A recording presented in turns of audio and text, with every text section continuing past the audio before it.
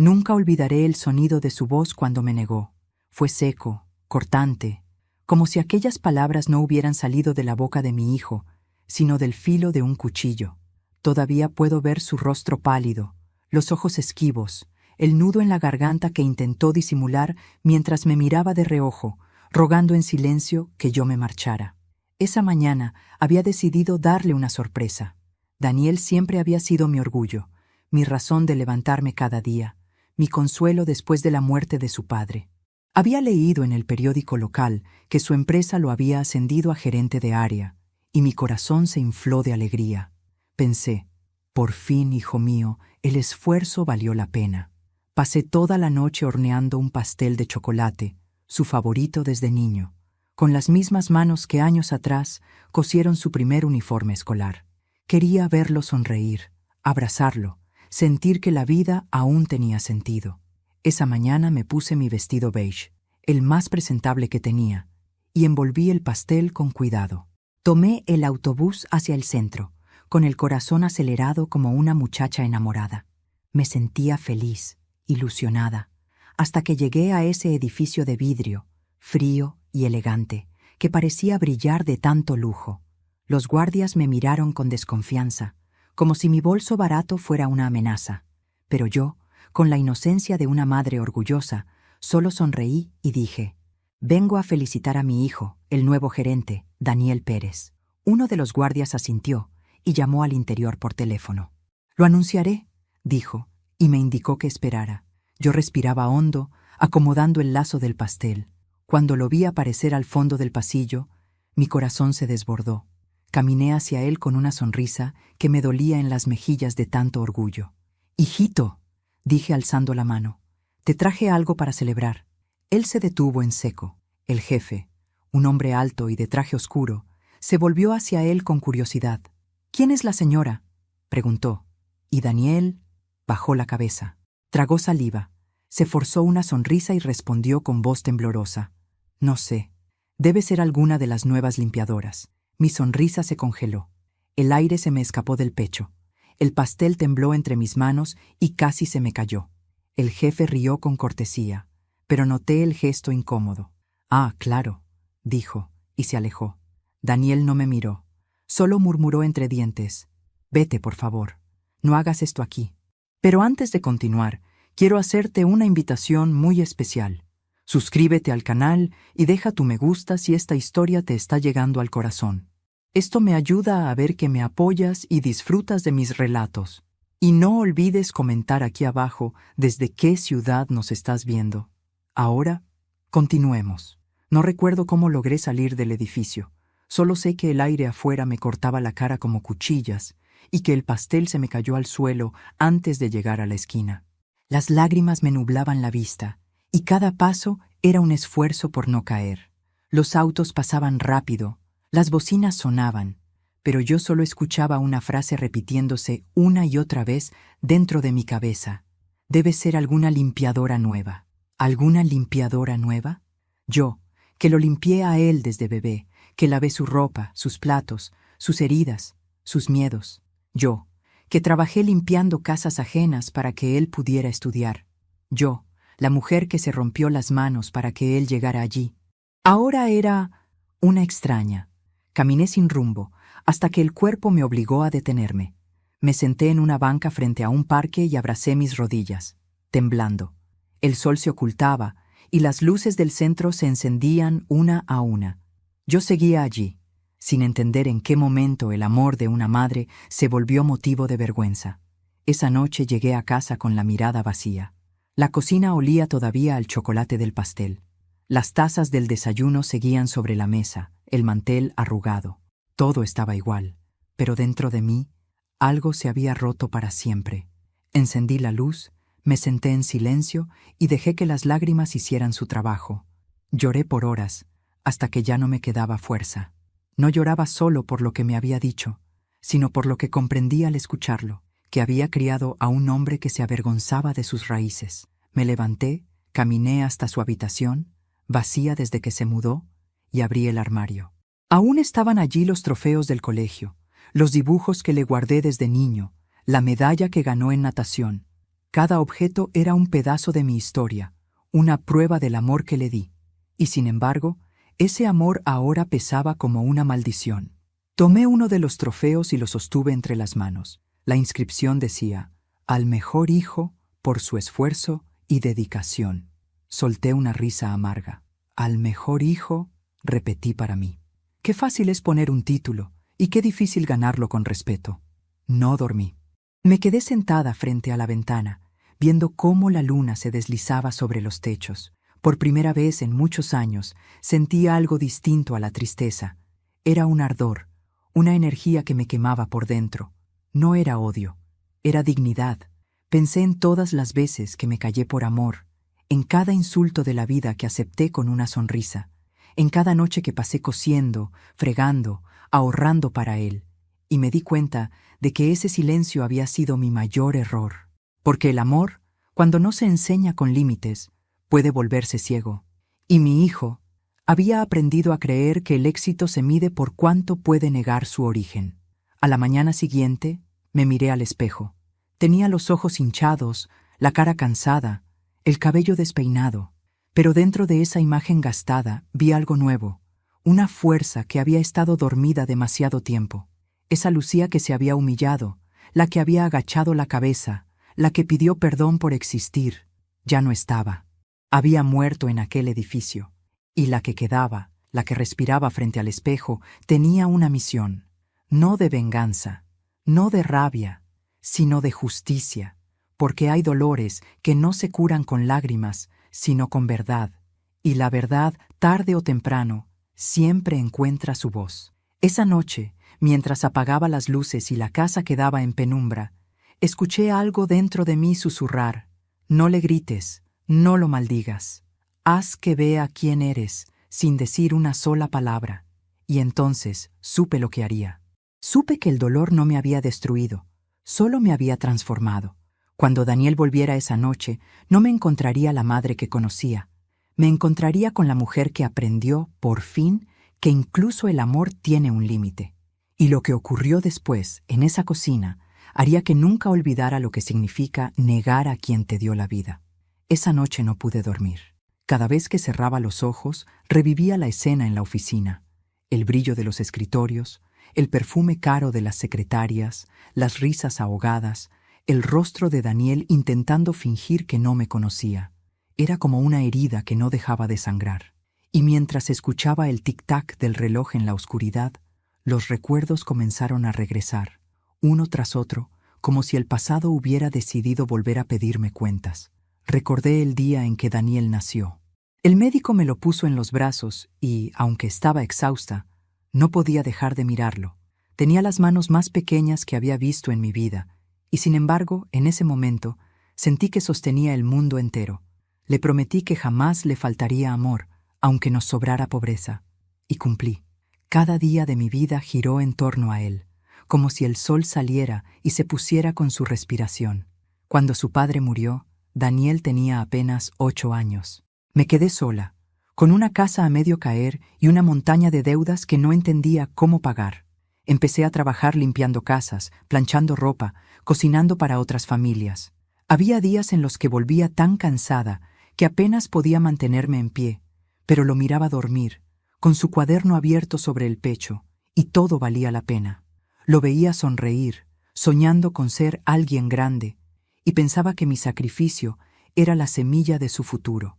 Nunca me quejé, ni una sola vez, porque el amor de una madre no mide el cansancio, mide la esperanza. A veces me pregunto cuándo empezó a cambiar.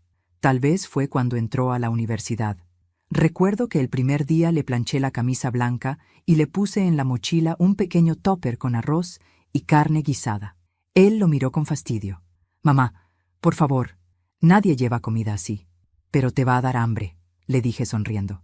Él suspiró, tomó el tupper y se fue sin mirarme. Esa noche, cuando revisé su mochila, estaba el tupper intacto, con la comida fría. Lo había dejado olvidado a propósito. Fue la primera vez que sentí que me sobraba. Con el tiempo, dejó de contarme cosas. Ya no me pedía consejo. Ya no comíamos juntos. Cada vez que yo hablaba, él miraba el reloj. «Estoy apurada, mamá. No puedo ahora». Luego hablamos, luego se convirtió en nunca, y yo, como tantas madres, me acostumbré al silencio. Recuerdo también el día en que conocí a su novia, Laura, una muchacha de cabello liso y sonrisa ensayada. Me extendió la mano y dijo con una voz fría: «Encantada, señora». Pero en su mirada no había encanto, solo cálculo. Supe al instante que no me quería cerca. Esa noche, Daniel me pidió que no fuera tan sencilla cuando los invitara a cenar. «Es que Laura viene de una familia más fina, mamá. Tú sabes», me dijo con cuidado. Yo solo asentí. No quería ser una piedra en su camino. Así fue como, sin darme cuenta, me fui borrando de su vida. Dejé de llamarlo tanto. Dejé de visitarlo sin avisar. Aprendí a esperar sus mensajes, aunque no llegaran. El amor de madre es así. Insiste incluso cuando ya no la necesitan. Esa madrugada, con el corazón destrozado, me senté en la mesa de la cocina y abrí la vieja caja de madera donde guardaba las cosas de Daniel. Allí estaban sus cartas al niño Dios, sus dibujos del colegio, el diente que se le cayó cuando tenía 6 años. Cada objeto era un testigo del amor que alguna vez compartimos. Tomé un dibujo arrugado donde aparecíamos los tres, él, su padre y yo. Encima, con letra temblorosa, había escrito: «Mi familia feliz». Lloré tanto que el papel se mojó. Pensé en quemar esa caja. Pensé en cerrar la puerta para siempre. Pero no lo hice, porque entre el dolor y el orgullo todavía había un hilo invisible que me unía a él. Un hilo que, aunque estaba roto en la superficie, seguía latiendo por dentro. Mientras amanecía, preparé café y me quedé observando la calle desde la ventana. Vi pasar a los vecinos rumbo al trabajo, los niños con sus mochilas, las madres corriendo detrás de ellos, y comprendí algo que me dolió más que la humillación misma. Yo ya no tenía un lugar en la vida de mi hijo. Durante años, mi mundo había girado alrededor de él. Ahora mi casa estaba vacía, mi mesa en silencio, mi teléfono mudo. No había risas, ni conversaciones, ni olor a ropa recién lavada. Solo el eco de mis pasos y el recuerdo de una vida que se había ido sin avisar. Pero esa mañana, entre las lágrimas, algo dentro de mí se encendió. Un fuego distinto, no de odio, sino de claridad. Comprendí que no podía seguir siendo la sombra de un amor que ya no existía, que si él me había negado, yo debía empezar a afirmarme, a reconstruirme, no como madre, sino como mujer. El sol entró por la ventana, iluminando la caja sobre la mesa, y ahí, entre los recuerdos, encontré una foto vieja, Daniel, con apenas 10 años, sosteniendo su diploma del colegio. Su sonrisa era pura, inocente, llena de futuro. La miré largo rato, hasta que las lágrimas se secaron, y le hablé en voz baja, como si aún pudiera escucharme. «Hijo, te prometí que nunca te dejaría caer, y no te dejaré, pero esta vez, cuando caigas, te levantarás solo». Tomé un sorbo de café. El sabor amargo me recordó que la vida no siempre se endulza, pero aún así se bebe hasta el final. Y entonces lo decidí. No le gritaría, no lo buscaría, no lo enfrentaría con palabras. Haré que la vergüenza lo encuentre por sí sola, porque las madres, cuando aman de verdad, no destruyen, transforman, y esa transformación apenas estaba comenzando. El amanecer de aquel día tuvo un color distinto. No sé si era el sol o si era yo. Por primera vez en mucho tiempo, no me sentí una víctima. Me sentí viva, herida, sí, pero despierta. El silencio de mi casa ya no me pesaba como una condena, sino como un espacio sagrado donde podía escuchar mis propios pensamientos sin miedo. Y en medio de ese silencio germinó algo que no esperaba: orgullo. Durante años me enseñaron que ser humilde era callar, que ser buena madre era aguantar, que el sacrificio era amor. Pero esa mañana, mientras el café hervía, comprendí que me había confundido. Humildad no significa humillación, y amor no significa desaparecer. Tomé una libreta vieja, una de las que usaba para anotar gastos, y empecé a escribir. No sabía exactamente qué buscaba, solo necesitaba vaciarme. Escribí cada cosa que me dolía, cada palabra que me había tragado por no herir a nadie. Y cuando terminé, me di cuenta de que aquella lista era más que una confesión. Era mi inventario de cicatrices. Cada una tenía un nombre, una fecha, un motivo. Pero todas tenían un mismo origen: haber amado más a los demás que a mí misma. A media mañana, alguien tocó la puerta.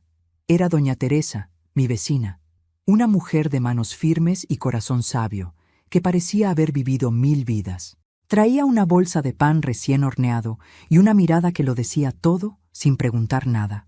«Te vi ayer, Lucía», me dijo con suavidad. Sabía que algo había pasado. No pude mentirle.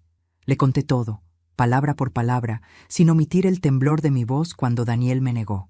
Ella no se sorprendió, solo suspiró, sirvió café y me miró con ternura. «A veces los hijos se avergüenzan no de sus madres, sino de sí mismos», dijo, revolviendo lentamente su taza. «Porque al verte, recuerdan de dónde vienen. Y eso les duele». Sus palabras me atravesaron como un rayo. Me quedé en silencio, observando el vapor del café subir entre nosotras. «¿Y qué hago ahora, Teresa?», pregunté al fin. Ella sonrió con una calma casi maternal. «Nada, hija. No hagas nada. Todavía». «¿Todavía?» Las heridas se curan con tiempo, pero las lecciones se dan con inteligencia, no con rabia. Supe entonces que me entendía mejor que nadie. Ese día, después de que se fue, salí a caminar. Necesitaba aire. El viento me despeinaba el cabello, pero no me importaba. Cada paso me hacía sentir más ligera, más dueña de mí. Pasé frente a una tienda de antigüedades y vi algo en el escaparate. Un reloj de bolsillo igual al que mi esposo, Julián, solía llevar. Me detuve frente al vidrio y sonreí por primera vez en días. Pensé en Julián, en cómo se esforzó toda su vida por darnos un hogar. Recordé sus palabras la última noche antes de morir. «Prométeme que nunca dejarás que te hagan sentir menos por lo que eres». Yo había roto esa promesa, pero ya no más. Entré en la tienda y compré el reloj. Cuando lo abrí, en la tapa interior grabé una frase: «El tiempo no borra, enseña». Aquella sería mi señal. No sabía aún cómo, pero supe que ese reloj formaría parte de lo que estaba por venir. Esa tarde, al regresar a casa, me senté frente al espejo y me observé con atención. Tenía arrugas profundas, ojeras marcadas y el cabello encanecido, pero también tenía algo que antes no veía: firmeza. No era la belleza de la juventud, sino la dignidad de quien ha sobrevivido a todo y aún puede mirar de frente. Me puse el delantal y comencé a cocinar sin prisa, no para nadie más, sino para mí. Por primera vez en muchos años, cociné con la calma de quien se regala su propio cariño. Mientras removía la sopa, pensé en Daniel, en su mirada esquiva, en la forma en que escondía su pasado. Y algo dentro de mí se encendió, no como rabia, sino como claridad. Si él quería borrar su historia, yo se la recordaría. Esa noche, mientras la casa dormía, abrí un viejo cajón del escritorio. Entre los papeles encontré una carpeta amarillenta con documentos de mi difunto esposo. Allí estaban las escrituras de un terreno, el mismo donde se construyó la empresa donde ahora trabajaba Daniel. Recordé vagamente que Julián había sido socio menor del fundador, don Emilio Vargas, pero había vendido su parte por necesidad después de su muerte. Curiosa, busqué su nombre en Internet y descubrí que aquel hombre, el jefe de mi hijo, todavía era dueño del lugar. Mi corazón empezó a latir con fuerza. ¿Podría ser que la vida me estuviera dando una segunda oportunidad para cerrar el círculo? Esa noche casi no dormí, pero esta vez no fue por tristeza, era por propósito. Por primera vez en muchos años, sentía que tenía uno. Al amanecer, llamé a doña Teresa. «Necesito que me acompañes a un sitio», le dije. «¿A dónde?» «A buscar un pedazo de mi pasado». Nos subimos al autobús rumbo al centro, al edificio antiguo donde antes funcionaban las oficinas de Vargas y Asociados. El lugar había cambiado, pero la placa con el nombre seguía allí, reluciente. Pedí hablar con don Emilio, y aunque su secretaria me miró con desconfianza, logré que me recibiera. Cuando entré a su despacho, el anciano levantó la vista y al verme, su expresión cambió. «¿Lucía?», preguntó sorprendido. «¿Lucía Pérez, la esposa de Julián?». Asentí con una sonrisa nostálgica. «La misma». Nos sentamos. Le conté brevemente lo sucedido, con calma, sin dramatismo. No quería su compasión, quería su respeto. Don Emilio escuchó en silencio, y cuando terminé, se quitó los anteojos. Tu esposo fue un hombre honesto. No mereciste pasar por eso. Luego, tras una pausa, añadió: y tu hijo está repitiendo el mismo error que cometimos muchos: olvidar de dónde venimos. Salí de esa oficina con algo más que palabras. Salí con información que cambiaría todo. Daniel había sido ascendido no por mérito, sino porque se había adjudicado un proyecto que no le pertenecía. Un informe falso, firmado con su nombre, circulaba dentro de la empresa, y nadie, salvo don Emilio y yo, sabía la verdad. Caminé de regreso a casa con el reloj de Julián en la mano. El viento soplaba fuerte, pero en mi interior todo estaba en calma. Por fin tenía lo que necesitaba, no para destruirlo, sino para enseñarle quién era su madre. Y esa lección no se olvidaría jamás. Nunca imaginé que la justicia pudiera tener el aroma del café recién hecho. Esa mañana, mientras el sol entraba por la ventana, preparé mi desayuno con una calma que hacía mucho no sentía. No había prisa, ni lágrimas, ni miedo. Solo un plan.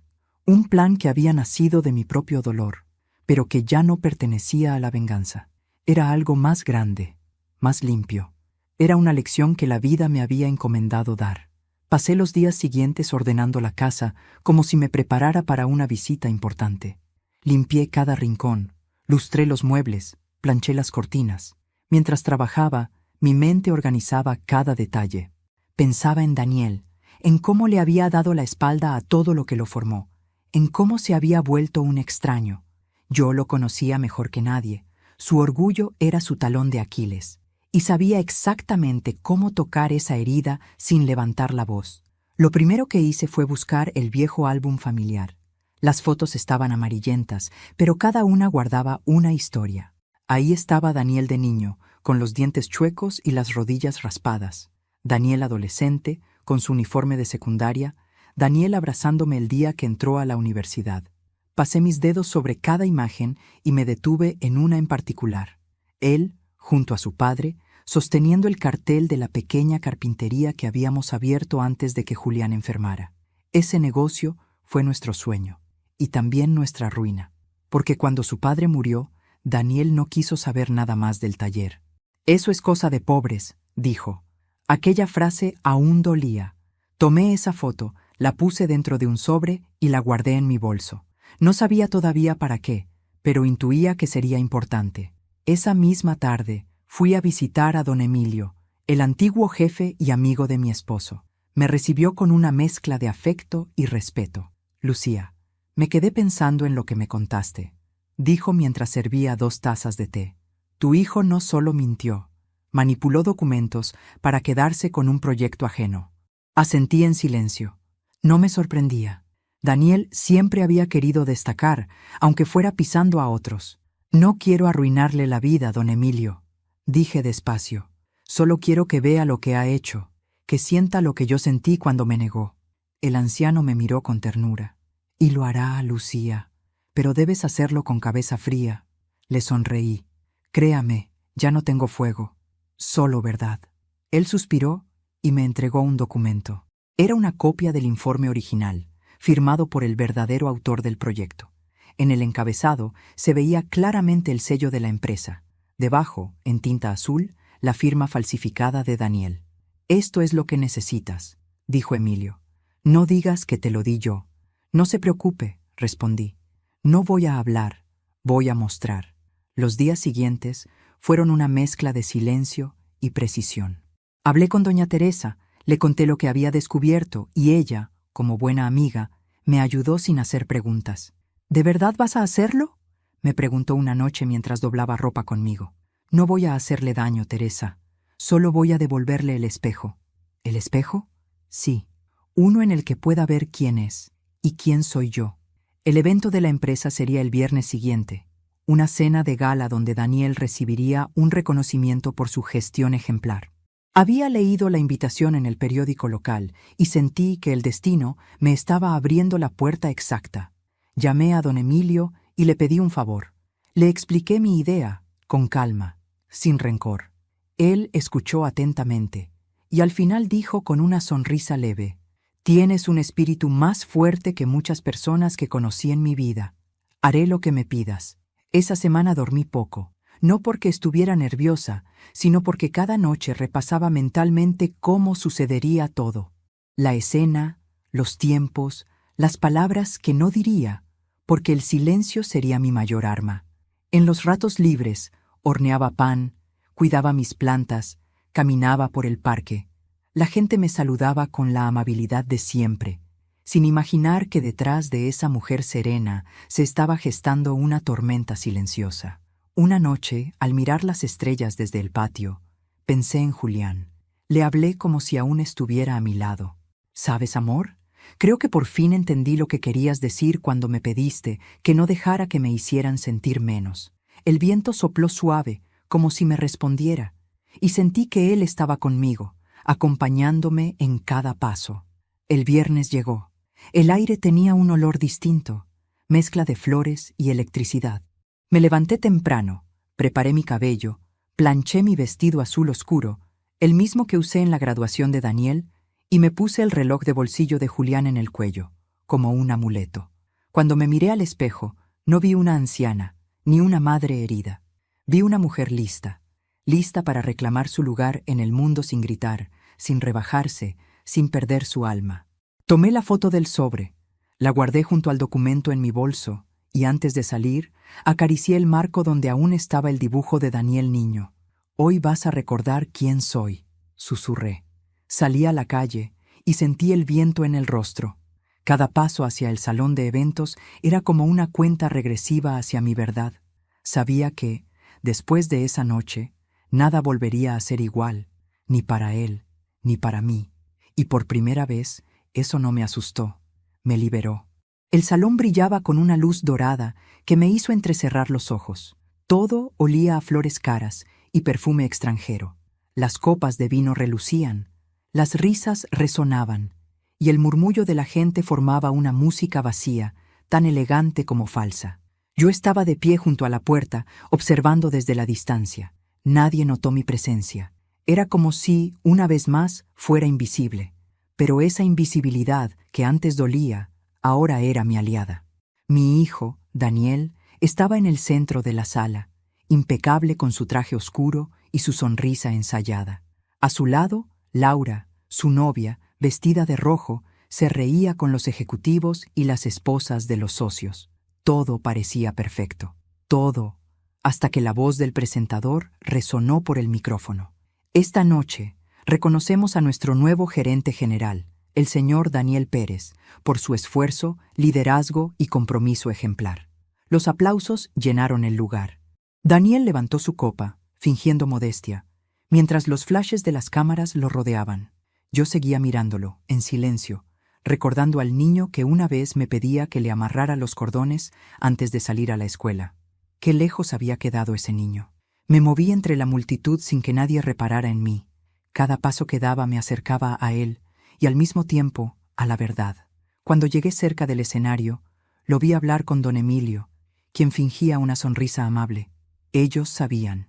Y yo también. Me quedé de pie junto a una mesa lateral donde colocaban las copas de champaña. Esperé el momento exacto, respirando despacio.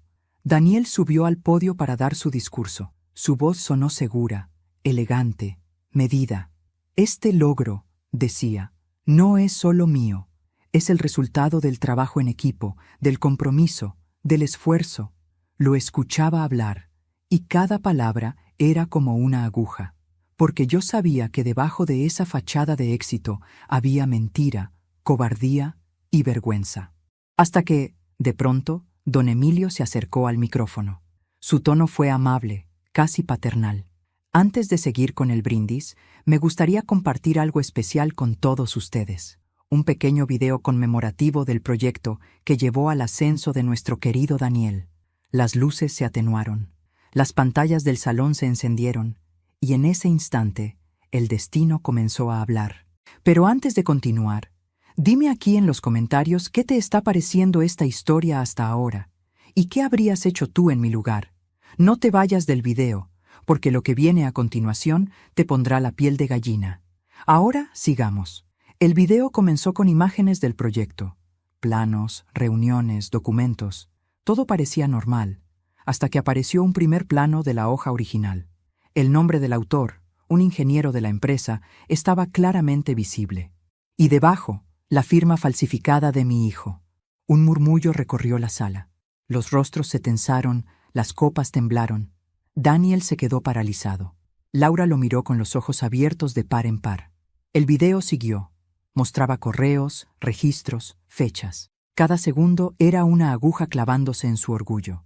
Y finalmente, la voz de don Emilio cerró la proyección. El verdadero éxito no se construye mintiendo, sino honrando de dónde venimos. Las luces se encendieron. Un silencio pesado llenó el lugar. Daniel respiraba con dificultad. Sus compañeros lo miraban con incredulidad. Laura dio un paso atrás, apartándose de él.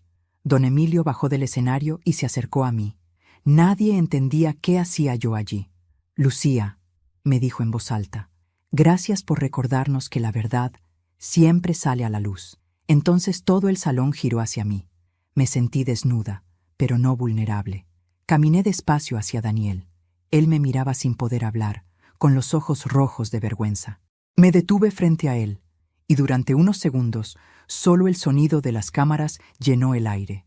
Saqué del bolso el sobre que llevaba conmigo. Saqué la foto de él y de su padre, aquella donde sostenían el cartel de la carpintería. «¿Recuerdas esto?», le pregunté, con voz firme. Él no respondió. «Tú querías ser como tu padre», continué.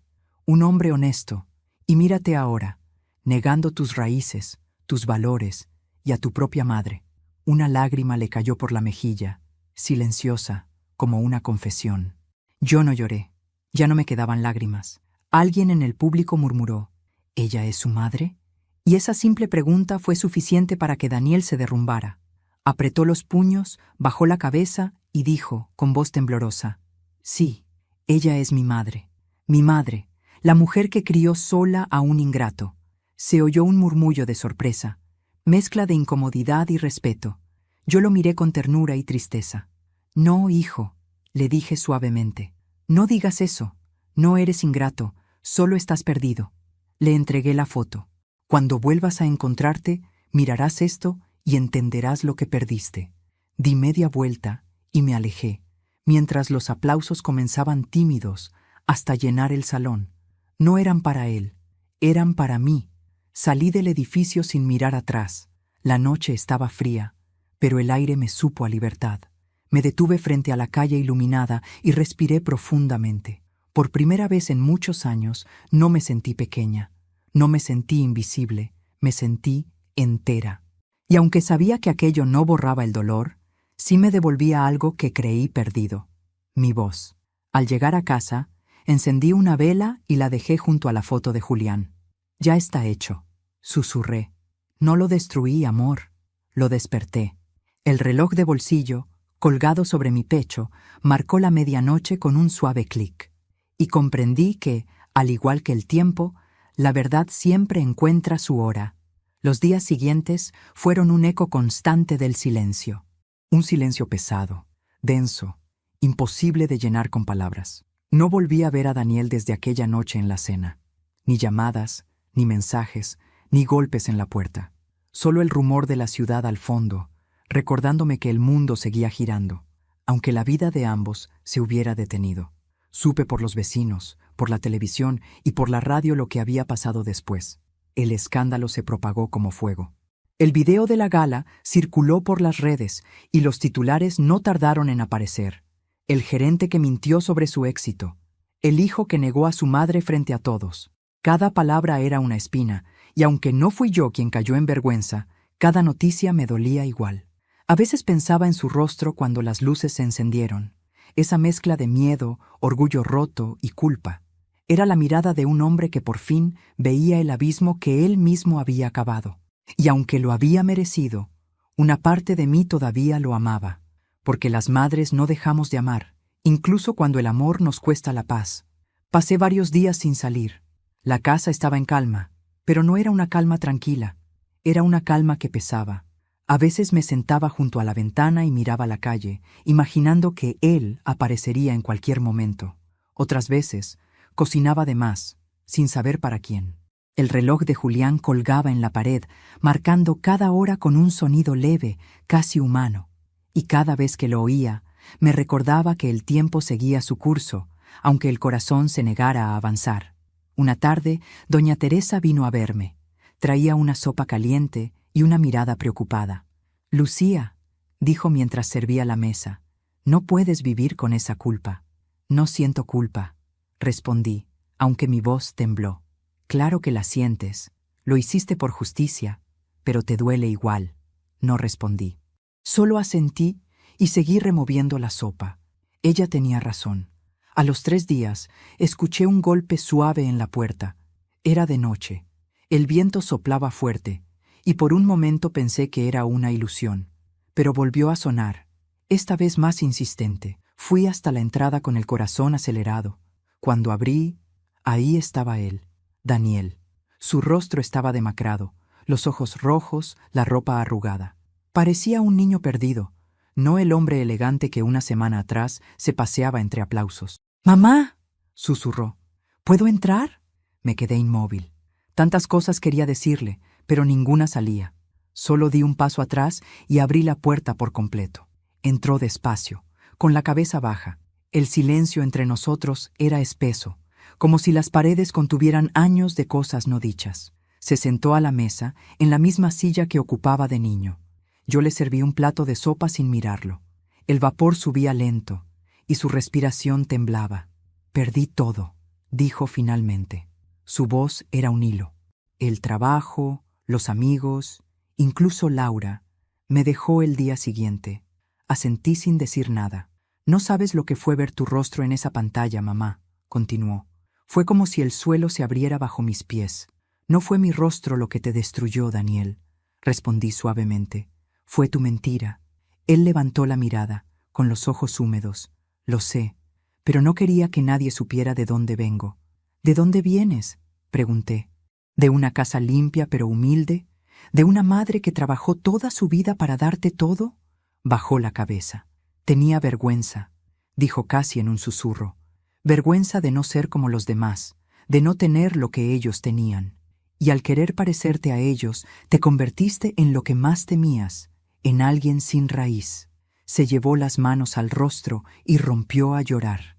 Un llanto que no era solo por lo que perdió, sino por lo que recién comprendía. Yo me quedé quieta, observando cómo el hombre que había negado a su madre se derrumbaba frente a ella, sin máscaras, y aunque mi corazón se estremecía, no lo abracé. No todavía, porque el perdón, cuando llega demasiado pronto, se confunde con indulgencia. Los días siguientes lo vi quedarse en casa. Dormía poco, comía apenas, caminaba de un lado a otro. Era como un fantasma dentro de su propio pasado. Una mañana lo encontré en el jardín, mirando las plantas secas. «Voy a buscar trabajo», me dijo sin mirarme. «No quiero quedarme aquí de brazos cruzados». «Hazlo», respondí, «pero no para demostrarme nada. Hazlo para encontrarte». Por las noches, cuando el silencio volvía a adueñarse de todo, pensaba en Julián. Me preguntaba qué habría hecho él si estuviera vivo. Tal vez lo habría abrazado, o tal vez lo habría dejado enfrentar su dolor solo. Yo no sabía cuál de las dos cosas era más difícil, pero sí sabía algo. Había cumplido mi promesa. No lo destruí. Solo le quité el disfraz, y aunque verlo así me partía el alma, comprendí que a veces las heridas más necesarias son las que abren los ojos. Un domingo por la tarde, mientras barría el patio, lo vi salir con una carpeta bajo el brazo. «Voy a una entrevista», dijo. «Buena suerte, hijo». Él asintió. Me miró con una mezcla de timidez y esperanza, y se fue. Cuando la puerta se cerró, me quedé mirando el espacio vacío que dejó tras de sí, y una lágrima, solo una, cayó sobre el suelo. No era tristeza, era alivio, porque entendí que a veces una madre no salva, enseña a caer, y en esa caída los hijos encuentran el camino de regreso. Esa noche, mientras escribía en mi libreta, anoté una frase que Julián solía repetir. El amor no se demuestra diciendo «te amo», sino aprendiendo a no repetir el daño. Cerré el cuaderno, apagué la lámpara y miré hacia la puerta. Sabía que Daniel volvería, distinto, más humano. Pero por primera vez en mi vida no esperaba su regreso con ansiedad, porque yo ya había vuelto a mí. Habían pasado 3 meses desde aquella noche. El invierno comenzaba a ceder, y los primeros rayos de sol se filtraban tímidos entre las nubes. La vida, poco a poco, retomaba su curso. Yo había vuelto a trabajar en mi pequeño jardín, a cocinar para mí, a leer los libros que tenía abandonados. No era felicidad lo que sentía, sino una calma nueva, una especie de reconciliación conmigo misma. Había aprendido a vivir sin esperar nada, y eso, curiosamente, me devolvía todo. A veces, cuando el viento golpeaba las ventanas, pensaba en Daniel. Imaginaba cómo estaría, si habría conseguido trabajo, si dormiría bien. Pero no lo buscaba.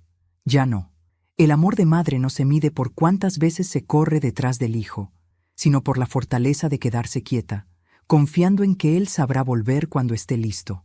Una tarde de domingo, mientras preparaba pan, escuché pasos en la entrada. Pensé que era el cartero o algún vecino, pero al abrir la puerta, el corazón me dio un vuelco.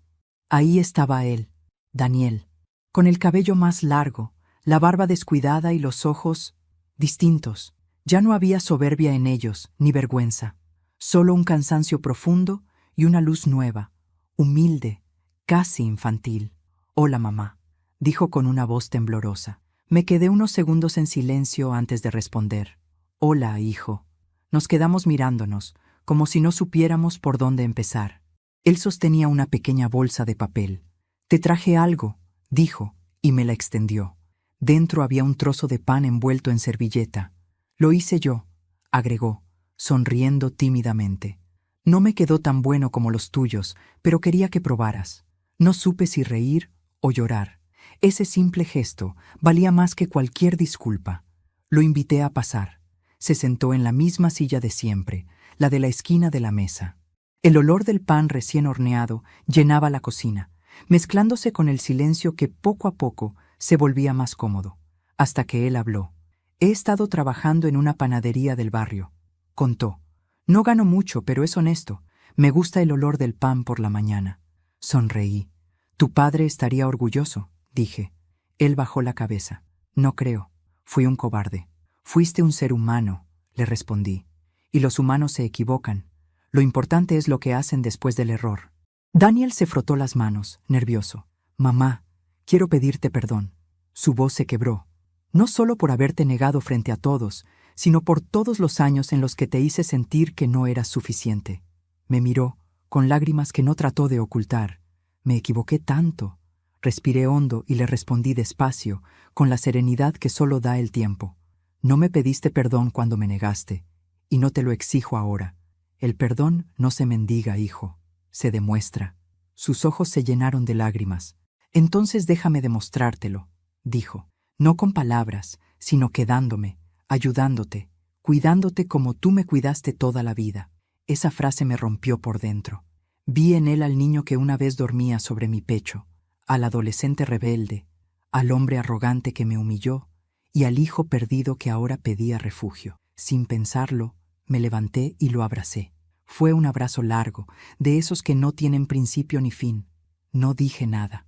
Solo lo sostuve, dejando que el perdón hiciera su trabajo en silencio.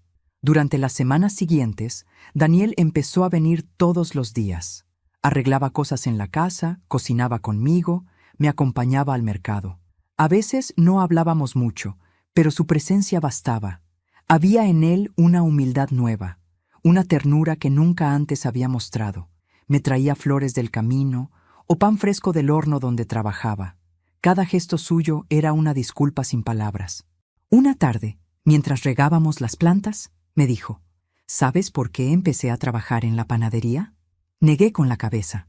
«Porque el olor del pan me recuerda a ti, a cuando volvía del colegio y toda la casa olía así.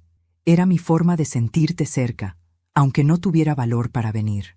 Sonreí, conteniendo las lágrimas. El alma se me llenó de una ternura que hacía años no sentía, y comprendí que a veces los hijos regresan no cuando los llamas, sino cuando el amor los alcanza sin palabras. Pasaron los meses, y Daniel empezó a rehacer su vida. No con lujos ni reconocimientos, sino con cosas simples: trabajo, respeto y paz. Una mañana, al entrar a la cocina, lo encontré colgando algo en la pared. Era una foto enmarcada, la misma que yo le había dado en la gala, la de él y su padre frente a la carpintería. Debajo, una nota escrita a mano. No me avergüenzo más de mis raíces. No pude contener las lágrimas. Él se acercó, me limpió una mejilla y dijo: «Gracias por no rendirte conmigo». «Nunca lo haría», respondí, «porque el amor de una madre no desaparece, solo cambia de forma». Esa noche, mientras cenábamos, él me tomó la mano y me dijo: «Mamá, he aprendido algo». «¿Qué cosa?» «Que la vergüenza no viene de lo que somos, sino de olvidar quiénes fuimos». Asentí, conmovida. «Entonces ya estás listo», dije. «¿Listo para qué?» «Para vivir». Nos reímos juntos, por primera vez en mucho tiempo. El reloj de Julián marcó las 10 en punto. Miré el fuego de las velas sobre la mesa y sentí que, por fin, la vida había cerrado su círculo. Esa noche, antes de dormir, me miré al espejo. Ya no vi a la mujer cansada ni a la madre herida. Vi a una mujer que había perdonado sin pedir nada a cambio, que había sobrevivido al desprecio, al silencio y al tiempo. Una mujer que al final no solo recuperó a su hijo, sino también a sí misma. Y mientras el viento golpeaba suavemente las ventanas, supe que mi historia no era una tragedia. Era una lección, porque la vida siempre pone a prueba el amor, pero solo el que resiste la vergüenza y el dolor se vuelve eterno. El amanecer de aquel domingo fue distinto. La luz entraba por la ventana con una suavidad que no recordaba desde hacía años. La casa olía a pan caliente y a flores frescas. Daniel había salido temprano y no me dijo a dónde iba. Solo dejó una nota sobre la mesa. «No te levantes muy rápido. Hoy quiero que descanses. Te espero afuera». Me quedé sonriendo, sin entender muy bien. Me puse mi chal favorito, ese que él mismo me había regalado hacía una semana, y salí al patio. El aire estaba tibio y el canto de los pájaros llenaba el silencio. Y entonces lo vi. Daniel estaba de pie, con una pala en las manos, cavando un pequeño hoyo junto al limonero. A su lado, una planta nueva esperaba en una maceta de barro. Cuando me vio, sonrió. «Buenos días, mamá». «¿Qué estás haciendo?», pregunté curiosa. «Plantando algo para ti». Dejó la pala, limpió sus manos y se acercó a abrazarme. «Quiero que este árbol crezca aquí, donde puedas verlo desde tu ventana. Cada vez que lo mires, quiero que recuerdes que de la tierra más dura también pueden nacer cosas hermosas». Me quedé muda. No era solo un árbol, era un símbolo. La tierra removida, la raíz nueva, el gesto simple. Era la promesa de un renacer. Pasamos la mañana juntos. Él trabajaba con paciencia y yo lo observaba, sintiendo que ese hijo que había perdido regresaba en cada movimiento. Ya no era el hombre altivo de antes, sino un ser humano real, con cicatrices, humildad y ternura. Le llevé limonada y pan caliente, y por un instante sentí que el tiempo retrocedía, como si todo volviera a su lugar. Cuando terminó, me tomó de la mano y me guió hasta el árbol. «Quiero que tú pongas la última palada», dijo. Lo hice, con las manos temblorosas. La tierra cayó despacio, cubriendo la raíz, y con ella sentí que enterraba también el rencor, la tristeza, los años de distancia. Daniel se arrodilló y colocó una piedra plana frente al árbol. En ella, con letras grabadas, leí: «Donde hubo vergüenza, floreció amor». No pude contener el llanto. Lo abracé tan fuerte como si quisiera recuperar todos los años que se nos escaparon. Él me sostuvo, y por primera vez, no como un hijo buscando consuelo, sino como un hombre agradecido. Y en ese abrazo, supe que el perdón no era un final, era un comienzo. Esa tarde, cocinamos juntos, rompimos el pan que él mismo había hecho en la panadería, brindamos con té, y reímos hasta que el corazón dolió de tanto alivio. El reloj de Julián, colgado en la pared, marcaba las 6 en punto y por alguna razón el tic-tac sonaba más suave, como si también él, desde donde estuviera, respirara en paz. Daniel levantó la copa y dijo: «Brindo por ti, mamá, por todo lo que fuiste, por lo que eres y por lo que aún serás». Sonreí con los ojos húmedos. «Y yo brindo por ti, hijo, porque al fin entendiste que la verdadera riqueza no está en el dinero, sino en el alma». Nos quedamos en silencio unos segundos. El sol se escondía detrás de los árboles, tiñendo el cielo de naranja, y yo pensé que quizá la vida no siempre da segundas oportunidades, pero cuando las da, hay que saber abrazarlas. Esa noche, mientras él dormía en la habitación de su infancia, me senté en la ventana con mi cuaderno. La luna iluminaba las páginas vacías. Tomé el lápiz y escribí. Hoy enterré la vergüenza y planté la esperanza. Vi en los ojos de mi hijo al niño que un día se perdió entre el orgullo. Y entendí que la vida no castiga, enseña. Aprendí que las madres no necesitan venganza, necesitan paz. Y cuando el perdón llega, no suena como un grito, suena como el suspiro de un corazón que por fin descansa. Cerré el cuaderno y miré por la ventana. El nuevo árbol se balanceaba con el viento, iluminado por la luna, y supe que, igual que sus raíces, nuestra historia también había vuelto a la tierra, pero esta vez para florecer. A veces la vida nos hiere para enseñarnos a sanar, y otras veces nos quita todo para que descubramos que lo esencial nunca se pierde. Yo perdoné no porque él lo mereciera, sino porque yo lo necesitaba, y ese perdón me devolvió la libertad. Cuéntame en los comentarios desde qué ciudad estás viendo esta historia. Dale me gusta si alguna vez perdonaste a alguien que te lastimó, y suscríbete al canal para seguir compartiendo historias que tocan el alma, porque cada madre, cada corazón herido, merece ser escuchado. Gracias por acompañarme. Soy Lucía Pérez y esta fue mi historia.